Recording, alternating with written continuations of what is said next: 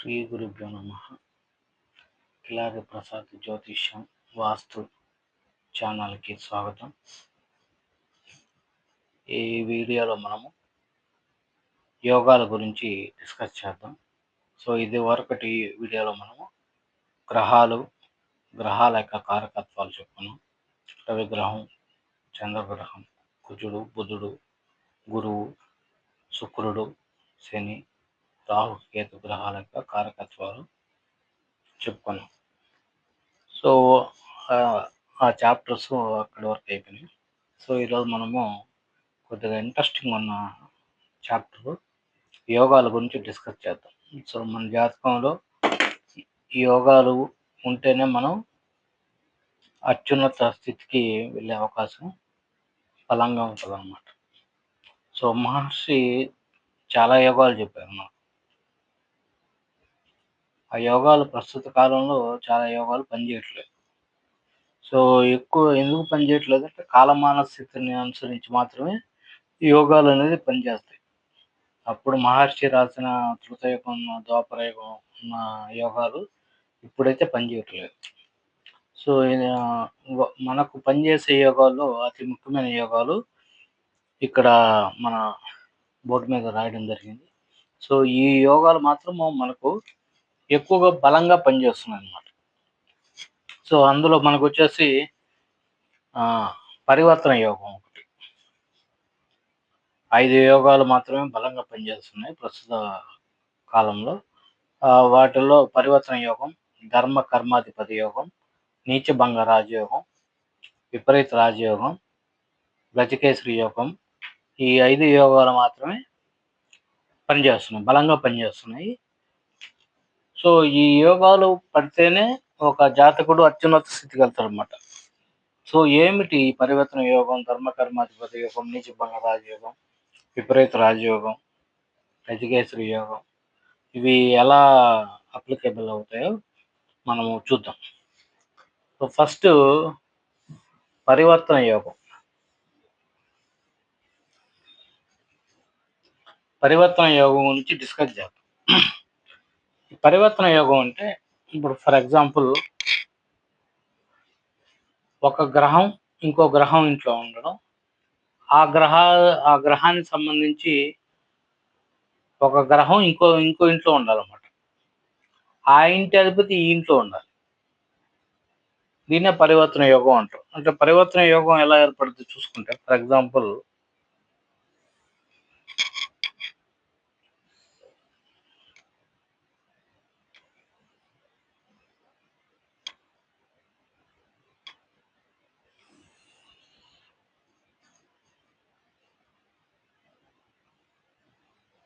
ఒకరింట్లో ఒకరు ఉండడం. పరివర్తన యోగం అంటే ఒకరింట్లో ఒకరు ఉండడం అన్నమాట, వేరొకరు ఉండడం.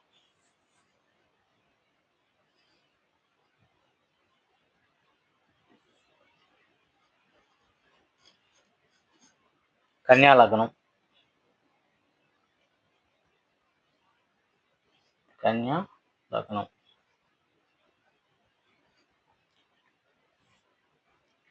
ఇది వచ్చి కన్యా రాశి అవుద్ది. ఇది వచ్చి మనకు తులారాశి, వృశ్చికం, ధనస్సు, మకరం, కుంభం, మీనం, మేషం, వృషభం, మిథునం,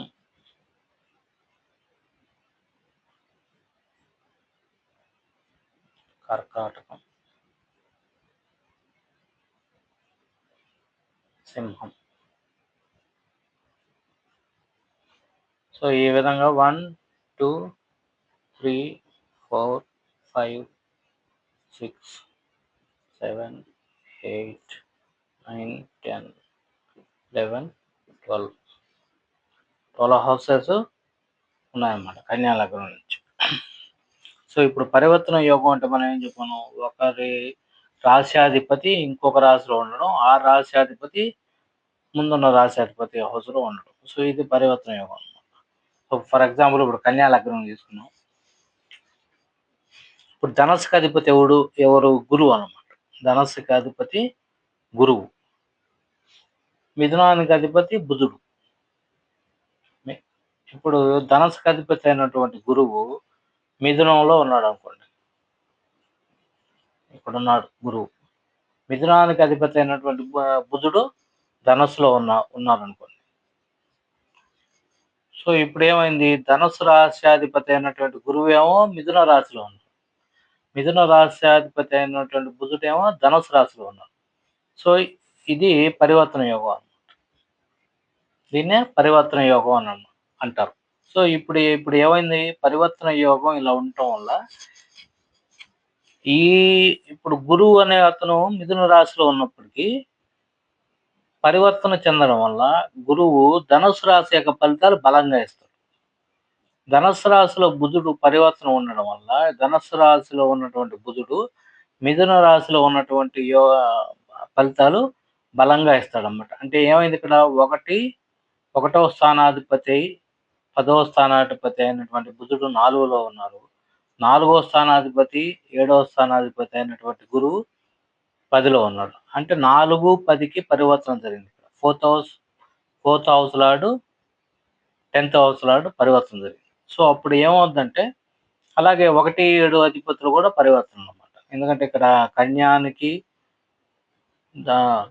మిథున కన్యాలకి బుధుడు అంటే 1, 10కి బుధుడు ఆధిపత్యం వహిస్తే 4, 7కి గురువు ఆధిపత్యం వహిస్తాడన్నమాట. అంటే టోటల్‌గా 1, 4, 7, 10 ఈ లార్డ్స్ అధిపతులు పరివర్తన జరిగినట్టు అన్నమాట. అంటే 4వ అధిపతి 7వ అధిపతి 10లో ఉన్నట్టు. 10వ అధిపతి 1వ అధిపతి 4లో ఉన్నట్టు అన్నమాట. సో ఈ విధంగా ఉన్నప్పుడు ఏమైందంటే ఒక బలమైనటువంటి రాజయోగాన్ని ఇవ్వడానికి ఈ గురు బుధులు ఈ జాతకుడికి సహాయపడతారన్నమాట. చాలా బలంగా ఇస్తారు. చూసుకుంటే మనకు 4 కేంద్రాధిపతులు మనకి ఇక్కడ పరివర్తనలో ఉన్నారన్నమాట. 4 కేంద్రాధిపతులు పరివర్తన అన్నమాట. అంటే దీనివల్ల ఏమవుద్ది? పరివర్తన జరిగినప్పుడు ఏమవుద్దంటే ఇక్కడ చూడండి 4, 10 ఈ 10వ స్థానం చూసుకుంటే మనకు రాజ్యం, వృత్తి వీటిలో అతను పీక్ స్టేజ్‌కి తీసుకెళ్తారన్నమాట. ఎందుకంటే 10లో పరివర్తన జరిగింది. 4లో పరివర్తన. 4 అంటే భూములు, ధనము, కార్లు, హౌసెస్, సుఖము వీటికి సంబంధించి అతను అన్నిట్లో కూడా నంబర్ 1 పొజిషన్‌కెళ్ళేదానికి ఈ పరివర్తన యోగం అనేది ఏర్పడతారన్నమాట. సో ఇది ఒక బలమైనటువంటి యోగం. పరివర్తన యోగం అనేది. సో అలాగే అన్ని గ్రహాలు కూడా పరివర్తన యోగాన్ని మంచిగా ఇస్తాయి. ఇప్పుడు ఫర్ ఎగ్జాంపుల్ ఇది అయిపోయింది. సో ఇంకో పరివర్తన చూసుకుంటే మనకు ఇదే కన్యా లగ్నానికి ఇక్కడొచ్చేసి మనము ఇది శుక్రుడు హౌస్. ఈ శుక్రుడి ఇంట్లో కుజుడున్నా ఈ శుక్రుడి ఇంట్లో కుజుడు ఉన్నాడు కదా. సో అలాగే కుజుడి ఇంట్లో శుక్రుడు ఉన్నాడు. మేషరాశి అనేది శుక్రుడు సంబంధించిన రాశి. సో ఇక్కడ వచ్చేసి శుక్ర రాశుల్లో కుజుడు ఉన్నాడు. కుజుడు రాశుల్లో శుక్రుడు ఉన్నాడు. సో ఇది కూడా ఒక పరివర్తన అయిపోయింది. శుక్ర కుజుల పరివర్తన. శుక్రుడికి కుజుడికి పరివర్తన జరిగిందని చెప్పొచ్చు. సో అలాగనమాట. సో ఇంకో పరివర్తన కూడా చూసుకోవచ్చు మనం. ఇప్పుడు మకర కుంభాలు ఉన్నాయి శనికి సంబంధించిన రాశులు. ఈ మకర రాశిలో గురువు ఉన్నాడు అనుకోండి. మకరంలో గురువు ఉన్నాడు. అలాగే గురువు సంబంధించిన రాశి ఏది? మీనంలో శని భగవానుడు ఉన్నారు. సో ఇక్కడ ఏమైంది? గురు శనుల పరివర్తన జరిగింది.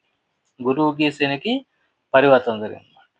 సో ఇది కూడా ఒక విపరీతమైనటువంటి యోగాన్ని ఇస్తుందన్నమాట. ఆ లగ్నానికి వాళ్ళు పాపులా శుభులా అనేది పక్కన పెడితే పరివర్తన యోగం ఎక్కువ శాతం మంచి ఫలితాలు ఇవ్వడానికి అవకాశం ఉందన్నమాట. మంచి ఫలితాలు పీక్ స్టేజ్ తీసుకెళ్లే ఫలితాలు కూడా ఇస్తారన్నమాట ఈ పరివర్తన యోగం. అలాగే ఈ పరివర్తన యోగంలో ఒక్కోసారి బ్యాడ్ కూడా జరిగే అవకాశం ఉంటుంది. ఎక్కువ మనకు రవిశనుల పరివర్తన బ్యాడ్ జరిగే అవకాశం ఎక్కువ ఉంటదన్నమాట. రవిశనుల పరివర్తన అంటే ఇప్పుడు సింహరాశిలో శని భగవానుడు ఉన్నారనుకోండి. సింహరాశిలో శని భగవానుడు ఉండి, కుంభంలో రవి భగవానుడు ఉంటే దీన్నేమంటారంటే రవిశనుల పరివర్తన అంటారన్నమాట. ఈ రవిశనుల పరివర్తన మనకు చెడు జరిగేదానికి ఎక్కువ అవకాశం ఉంటదన్నమాట.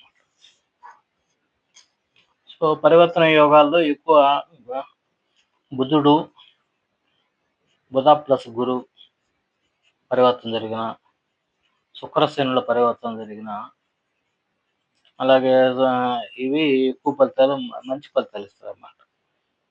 ఇంకా శని రవుల పరివర్తన జరిగితే మాత్రం కొద్దిగా బ్యాడ్ ఫలితాలు వచ్చేదానికి ఎక్కువ అవకాశం అన్నమాట. సో, ఇదొక పరివర్తన. ఇంకోటొచ్చేసి నక్షత్ర పరివర్తన గూడా ఉంటది. నక్షత్ర పరివర్తన అంటే ఫర్ ఎగ్జాంపుల్ బుధుడు బుధుడు గురు నక్షత్రాల్లో ఉన్నాడు. గురు నక్షత్రం అంటే ఏంటి మనకు పునర్వసు, విశాఖ, పూర్వభద్ర.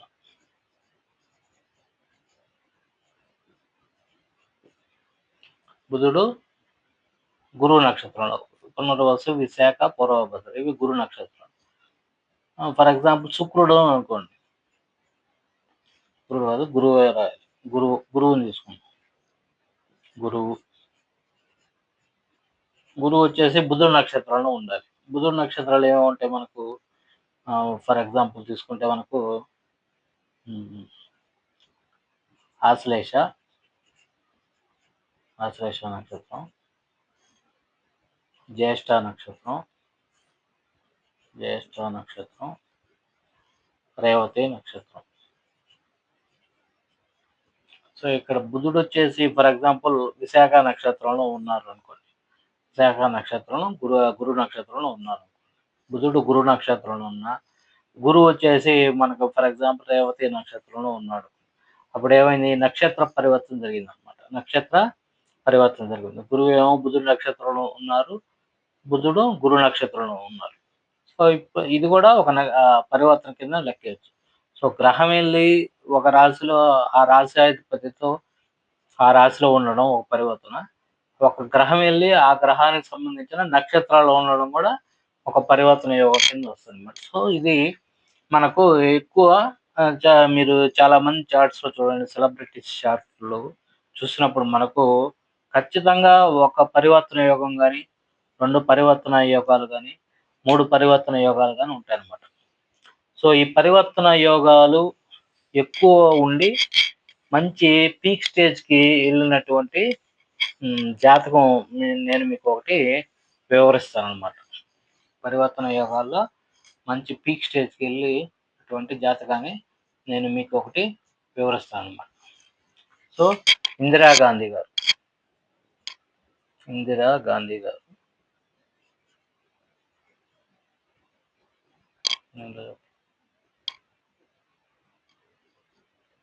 ఇందిరాగాంధీ గారు ప్రైమ్ మినిస్టర్ అన్నమాట.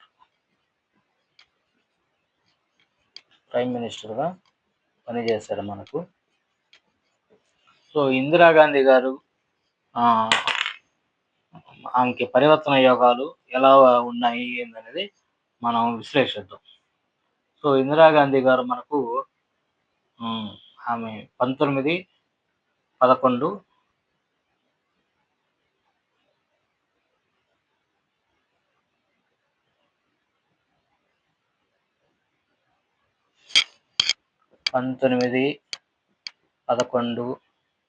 1917 పుట్టారు. అలహాబాద్‌లో జన్మించారన్నమాట. అలహాబాద్‌లో జన్మించారు. సో, ఆమె రాత్రి 10:30కు జన్మించారు. అలహాబాద్‌లో జన్మించారు.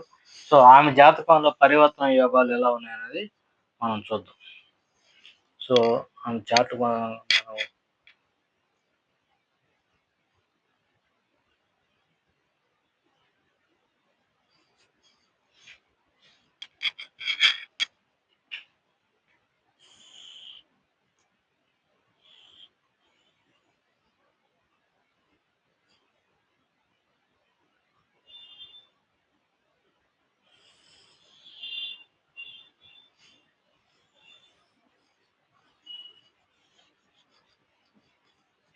మనం చార్ట్ విశ్లేషిస్తే మనం ఇందిరాగాంధీ గారు 19/11/1917 అలహాబాద్లో రాత్రి 10:30కు జన్మించారన్నమాట.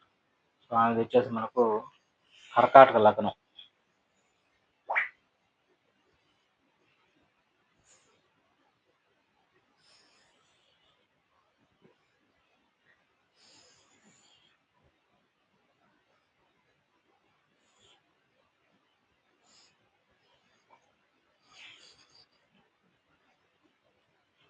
కర్కాటక లగ్నం. ఈ కర్కాటక లగ్నం అండి. ఈ కర్కాటకం, సింహం, కన్య, తుల, వృశ్చిక, ధనస్సు, మకరం, కుంభం, మీనం, మేషం, వృషభం, మిథునం. సో ఇప్పుడు చూసుకుంటే కర్కాటక రాశి చంద్రుడి రాశి. సో ఇక్కడ శని భగవానుడు ఉంటారు. సో మకరం ఏమో శని భగవానుడు రాశి, ఇక్కడేమో చంద్రుడు ఉంటారు. మూన్ ఉంటారు ఇక్కడ. సో అలాగే వృషభం ఏమో శుక్రుడు రాశి. సో ఇక్కడేమో గురువు ఉంటారు. వృషభం. అలాగే మనకు వచ్చేసి ఇదేమో గురువు రాశి, ఇక్కడేమో శుక్రుడు ఉన్నారు. సో ఇంకోటి వచ్చేసి సింహరాశికి అధిపతి రవి, కానీ ఇక్కడ కుజుడు ఉన్నాడు. సో వృశ్చిక రాశికి అధిపతి కుజుడు, ఇక్కడేమో రవి భగవానుడు ఉన్నారు. సో ఇది ఫస్ట్ హౌస్, ఇది వచ్చి second house, third house, 4th, 5th, 6th, 7th, 8th, 9th, 10th, 11th, 12th house. So ఇక్కడ చూడండి మీరు 3 పరివర్తన యోగాలు ఉన్నాయన్నమాట. ఎన్ని? 3 పరివర్తన యోగాలు, 3 పరివర్తన యోగాలు ఉన్నాయి. ఇందిరాగాంధీ గారికి 3 పరివర్తన యోగాలు ఉన్నాయి. 3. చంద్రుడు ఇంట్లో, చంద్రుడు హౌస్లో శని, ఇక్కడ చంద్రుడి ఇంట్లో శని భగవాన్, శని ఇంట్లో చంద్రుడు, శని హౌస్లో చంద్రుడు, ఇదొక పరివర్తన అన్నమాట. చంద్రుడి ఇంట్లో శని ఇంట్లో చంద్రుడు, ఇదొక పరివర్తన. సెకండ్ పరివర్తన చూసుకోండి.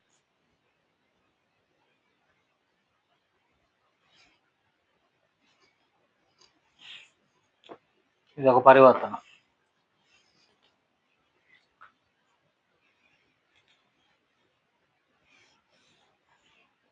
అలాగే మనకు సెకండ్ పరివర్తన తీసుకుంటే శుక్రుడి ఇంట్లో గురువు, శుక్రుడు హౌస్లో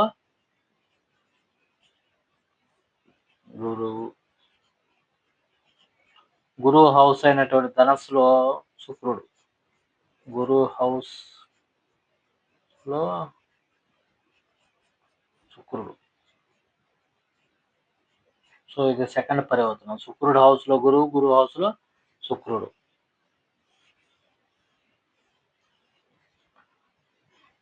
అలాగే ఇది వచ్చి థర్డ్ పరివర్తన.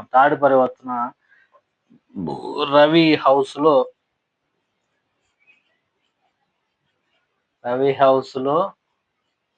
కుజుడు, హౌస్లో రవి, రవి భగవాన్. ఈ విధంగా మనకు 3 పరివర్తనలు ఉన్నాయన్నమాట. సో అందుకే ఇందిరాగాంధీ గారు చాలాసార్లు ప్రైమ్ మినిస్టర్గా ఉండి దేశంలో చాలా సంస్కరణలు తీసుకురావడానికి, అత్యవసర ఎమర్జెన్సీ కూడా వచ్చినప్పటికీ ఆమె మళ్ళా గెలిచి ఆమె ప్రైమ్ మినిస్టర్ ఆఫ్ ఇండియా అవ్వగలిగారు. 3 పరివర్తన యోగాలు ఉండడం. సో, ఇదన్నమాట. పరివర్తన యోగం చాలా పవర్‌ఫుల్ యోగం. సో, మీ జాతకాల్లో కూడా పరివర్తన యోగం ఉందా? ఆ పరివర్తన యోగాలు ఎటువంటి రిజల్ట్స్ ఇస్తాయని తెలుసుకోవాలనుకుంటే, స్క్రీన్ మీద కనపడుతున్నటువంటి నా నంబర్‌కి ఫోన్ చేసి తెలుసుకోగలరు. సో, ఈ వీడియో మీకు నచ్చినట్టయితే లైక్ చేసి, షేర్ చేసి, సబ్స్క్రైబ్ చేసుకోండి. స్వస్తి.